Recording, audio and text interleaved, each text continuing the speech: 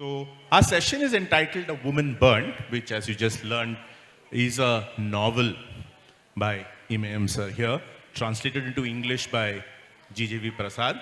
So, it's a very, very proud moment for me to be in conversation with Imayam sir. Imayam sir writes in Tamil. He's an extremely important writer in the Tamil space.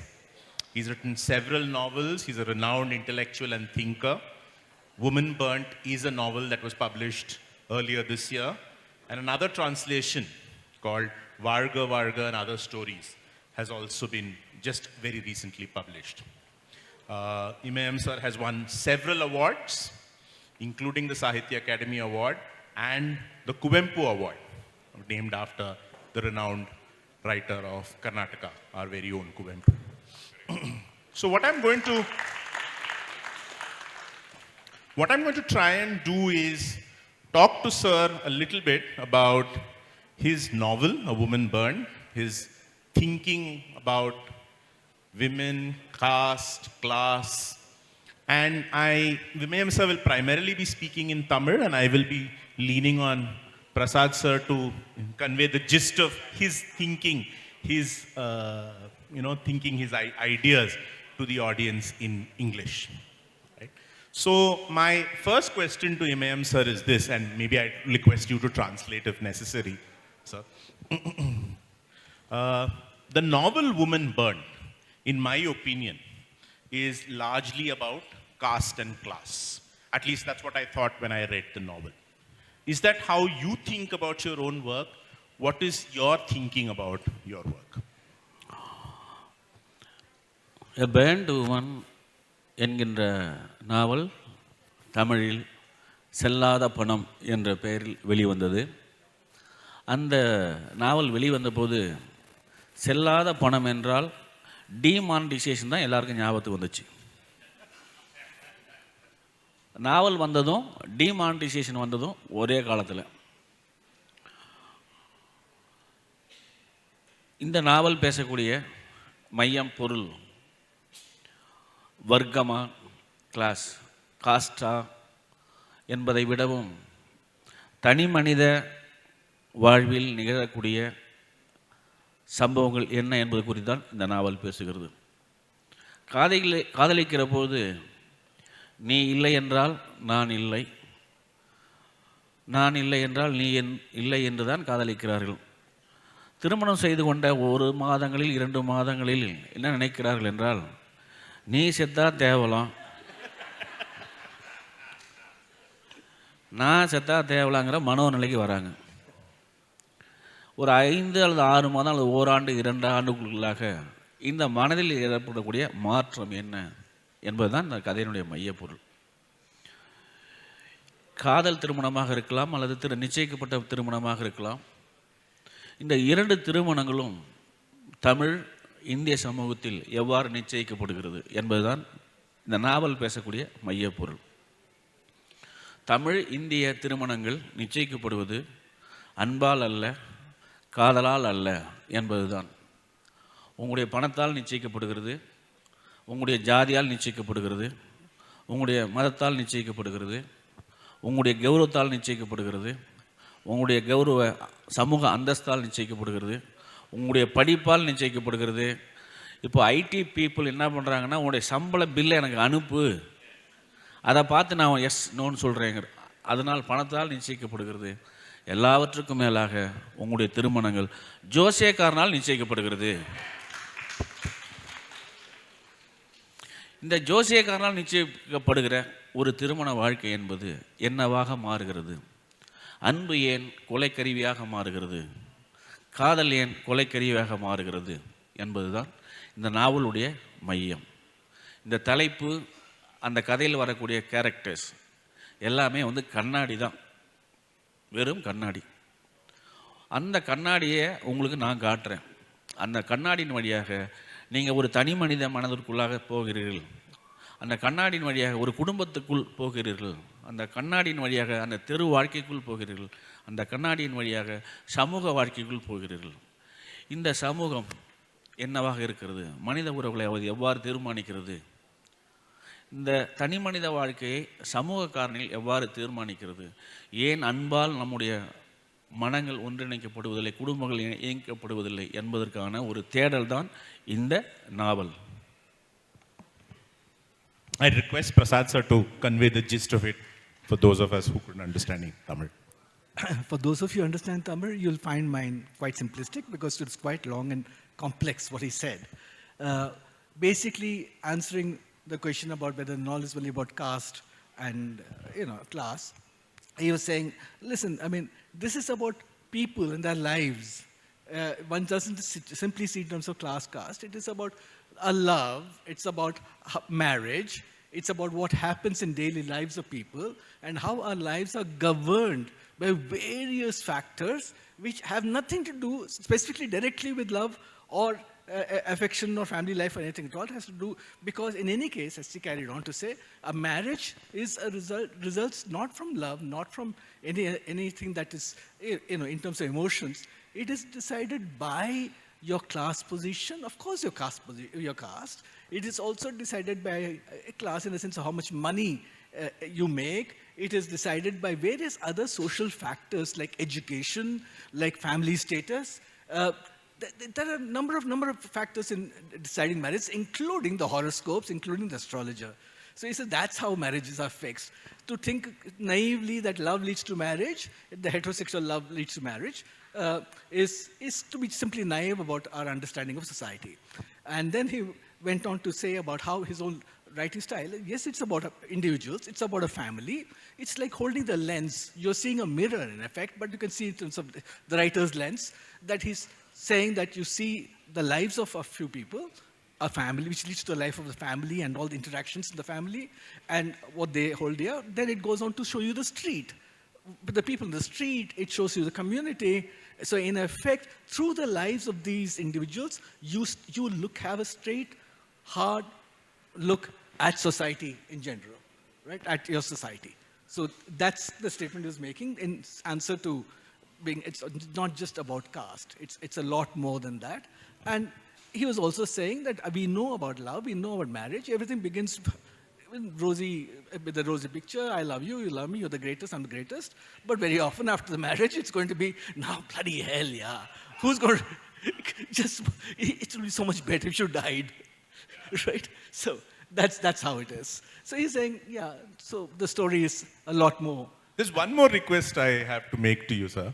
The name of the novel, Sellada Panam, in Tamil, means something, and he connected it to demonetization. Can you please provide a brief of that? Because he went on to that, I forgot.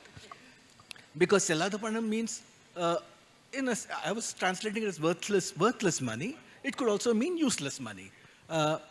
Worthless money, I was also, at a point, as he knows, I was thinking of just calling it worthless and leaving the money out. It didn't work.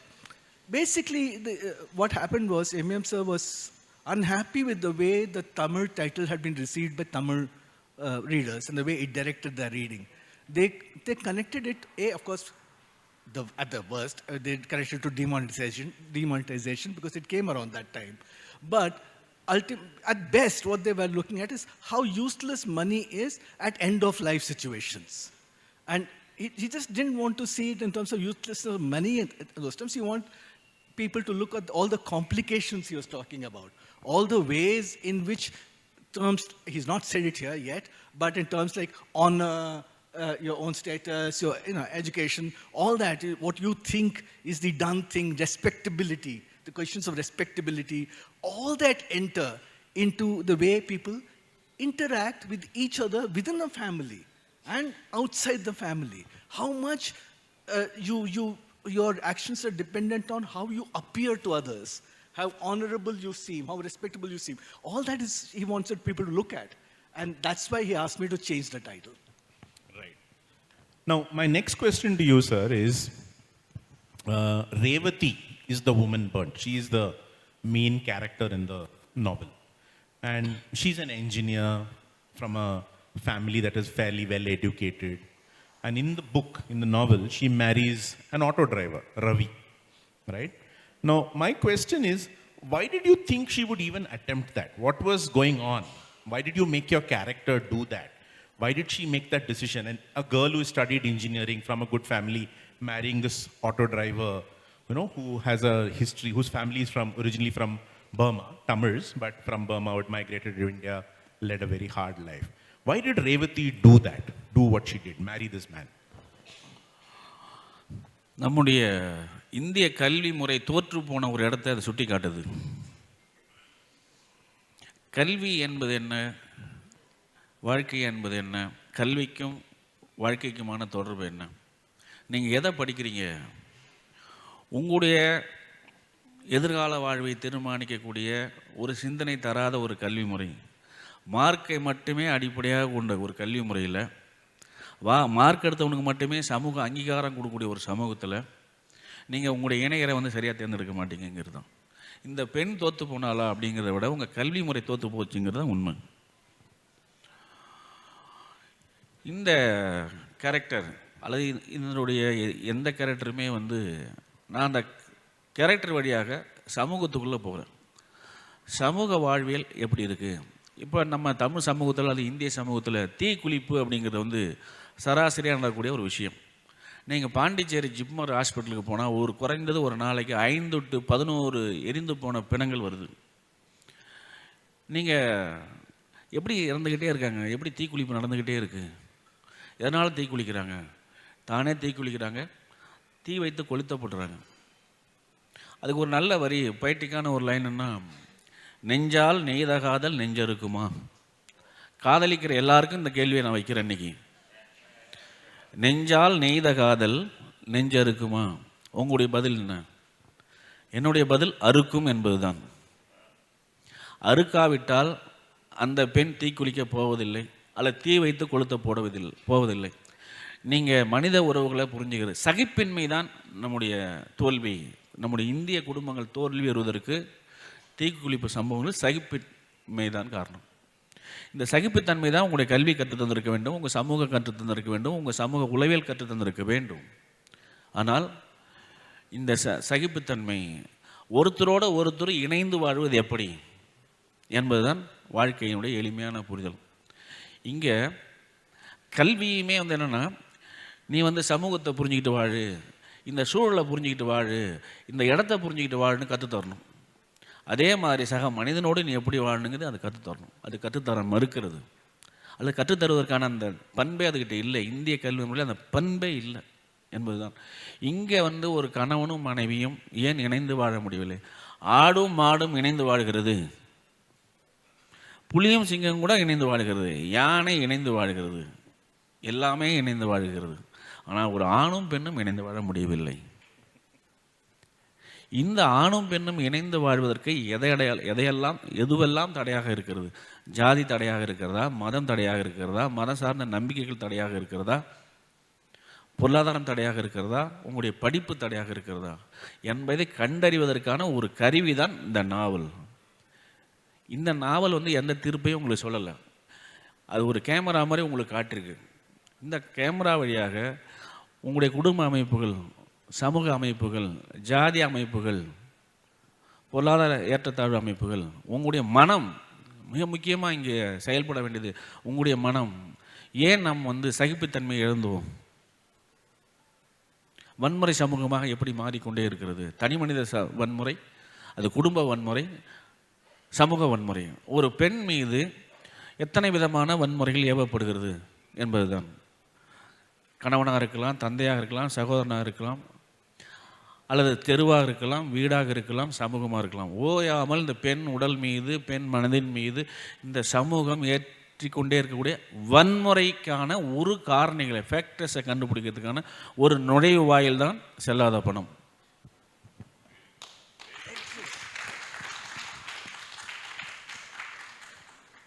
Again, a layered answer, but I'd start with the question because Karthik Venkatesh, by asking that question, asked what most people would, which actually is the reason for the book.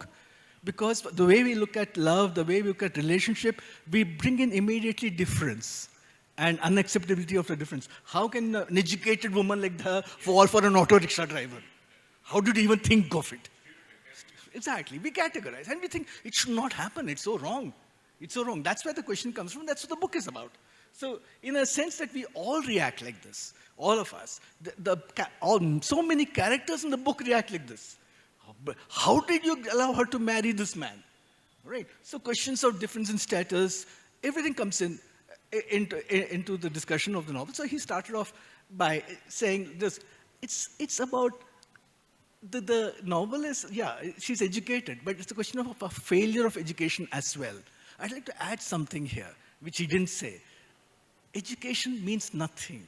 We know in our patriarchal society, the way people have, internalized various values, we know so many educated women who live in abusive relationships, who will not leave. We know so many we think independent, financially independent people, or who could be, will leave. They don't. Marriages carry on for years till you discover something's completely wrong with it, right? She's an engineer. She could have left at any point of time. So one of the things he's saying is, in any case, education has failed. Education has failed because education does not train us to live in society, to live in our society, to engage with our society's issues. It does not train us. You're an engineer, that's it. It doesn't mean that you are socialized to live within the society, to be even in a critical manner. You don't have anything to do with society. So it's the first statement he's making about education itself, right? And he's saying what really has happened in terms of love, in terms of marriage, what the novel is doing, it shows how violent our society is, right? Personally, in terms of personal violence, domestic violence, in terms of familial violence, in terms of communal violence, social violence, patriarchy imposes violence on us. That's the point he's making. It's a man's society, it's a male-dominated society, it's a patriarchal society, it's a violent society. And women are always at the receiving end. That's the point he's making, that he made about societal violence. And he went on to talk about it, comparing very quickly to the other species, the world around us, the animal kingdom. He says, why is it that two people can't live together in peace? Why can't a man and a woman live together in peace? Why is that? You don't have this in other species, right? So that's because of all the differentiations that arise in our society, the way our social hierarchies work, right? I think I should end there because he said a few more, but I think there are other questions as well. Story written by the society, not by me. என்னுடைய கதைகள் எல்லாமே சமூகம் எழுதிய கதைகள், நான் எழுதிய கதைகள் அல்ல என்பதுதான் நான் சொன்னது. A story written by the society, not by me. நான் பார்க்கக்கூடிய வாழ்க்கையை தான் நான் எழுதிக்கிட்டு இருக்கேன். இப்போ செல்லாத பணம் நாவல் நம்முடைய வாழ்க்கையில் மிக முக்கியமான குறிக்கோள் என்ன அப்படின்னா பணம். பணத்தை தவிர ஏதோ ஒரு விதத்தில் படிக்க போகிறது, நம்ம செய்யக்கூடிய ஒவ்வொரு நாளுடைய செயல்பாடும் அதனுடைய முடிவு என்னவாக என்றால் பணம் தான். இந்த பணம் ஒரு கட்டத்தில் செல்லாது அப்படிங்கிறத உணரணும். இப்போ உதாரணமாக உங்களுக்கு தமிழ்நாட்டில் இருந்த முன்னாள் முதலமைச்சர் ஜெயலலிதா உங்களுக்கு தெரியும். அவங்க ஒரே ஆள் தான். ஆனால் தமிழ்நாட்டில் இருக்க ஒரு 16% சொத்து அவங்ககிட்ட இருந்துச்சு. அது எல்லாமே இப்போ கர்நாடகா கோர்ட்டில் ஏலம் விட்டுட்ருக்காங்க. அந்த அம்மா நினச்சிருந்தா இந்தியாவிலே ஒரு மிகச்சிறந்த பெண்மணியாக, உலகத்திலே சிறந்த ஒரு எடுத்துக்காட்டு பெண்மணியாக இருந்திருக்க முடியும். அவங்க தவிர்க்க வேண்டிய ஒரே ஒரு பண்பு, இந்த பணம் இதற்கு மேல் தேவையா அப்படின்னு ஒரு கேள்வி கேட்குது. பணத்தினுடைய மதிப்பை ஒரு கட்டத்தில் நம்ம தவிர்க்கணும். பணத்தினுடைய எல்லை அப்படின்னு நம்ம உணராத போது, அந்த தேடல் நிற்காத போது, நம்ம மனித உணர்வுகளை ஒருபோதும் மதிக்க போகிறதில்லை. பணம்தான் வாழ்க்கை, பணம் ஒரு அவசியம், ஆனால் பணமே வாழ்க்கை இல்லை அப்படின்னு தெரியும். இந்த செல்லாத பணம் நாவலில் தமிழ் சமூகத்துடைய பல்வேறு முகங்களை நீங்கள் பார்க்க முடியும். என்னுடைய எல்லா நாவல்கள், நான் 8 நாவல்கள் 8 சிறுகதை தொகுப்புகள் இது வரைக்கும் எழுதியிருக்கிறேன். அதில் 8 புத்தகங்கள் இங்கே ஆங்கிலத்தில் அவைலபிளாக இருக்குது. அதனுடைய ஒரு டிரான்ஸ்லேட்டர் இங்கே இருக்கார். 2 புத்தகத்தை பப்ளிஷ் பண்ண ஸ்ரீதர் பாலன் இங்கே இருக்கார். நான் 17-18 வயசில் என்னுடைய முதல் நாவலை நான் எழுதினேன். அந்த நாவல் பேர் தமிழில் கோவேறு கழுதைகள், இங்கிலீஷில் பீஸ்ட் ஆஃப் பர்டன். அது கன்னடத்தில் அவைலபிளாக இருக்குது. அப்போ எழுதும்போது எனக்கு 18 வயசு. அது அந்த கேரக்டருடைய வயது வந்து அப்போ 68 70 வயது. இப்போ எனக்கு 60 வயது 15 வயது பையனுடைய மனநிலையில் நான் எழுதிட்டுருக்கேன். ஒன்று, கோவேறு கதையினுடைய நாயகி ஒரு பெண், ஆரோக்கியம். ஆறுமுகம் என்கின்ற நாவல் அதனுடைய கதாநாயகி பெயர் வந்து தனபாக்கியம். செடல் அப்படிங்கிறது அது ஒரு பெண் கேரக்டர். எங்கதை அதுலேயும் ஒரு பெண் கேரக்டர். இந்த செல்லாத பணத்திலையும் ரேவதி என்பது ஒரு பெண் கேரக்டர். ஏன் எல்லாரும் பெண்களே எழுதிட்டீங்க, நீங்கள் என்ன ஃபெமினிஸ்ட் ரைட்டரா இல்லை ஃபெமினிஸ்ட் ஆதரவாளர்னா சத்தியமாக நான் இல்லை. ஆனால் இந்த சமூகத்தில் அதிகமாக காயத்தோட கண்ணீரோட வலியோட வேதனையோட ஒவ்வொரு நிமிஷமும் நெருக்கடியோடு இருக்கிற மனித உயிரினம் என்பது பெண்ணாகத்தான் இருக்கிறது.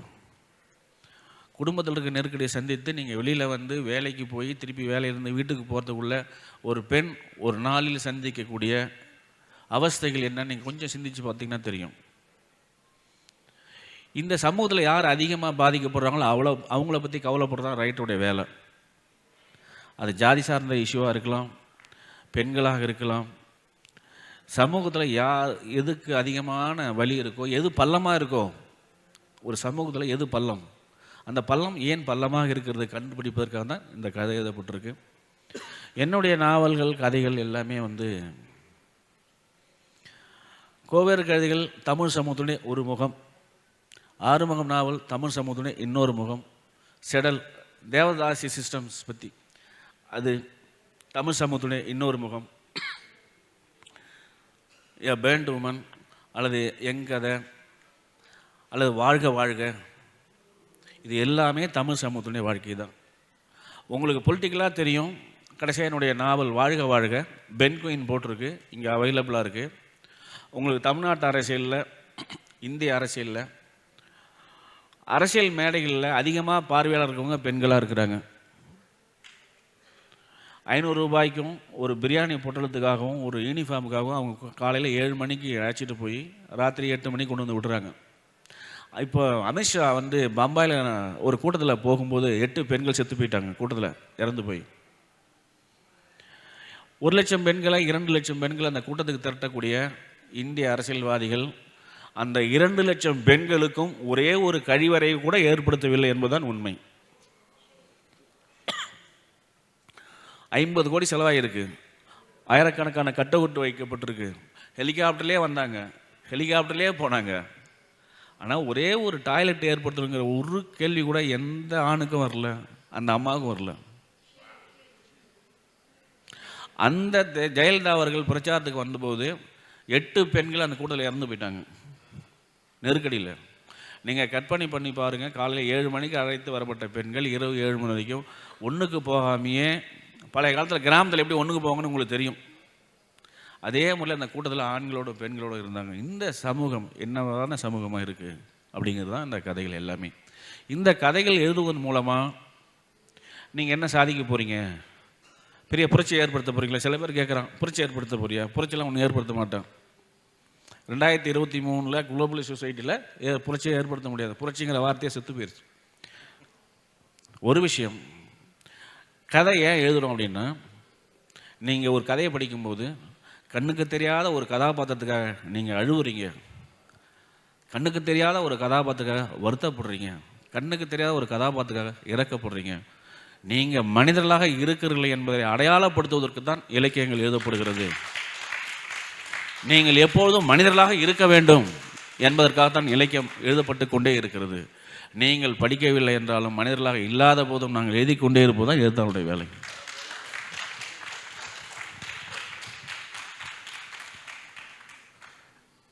That was a powerful statement towards the end.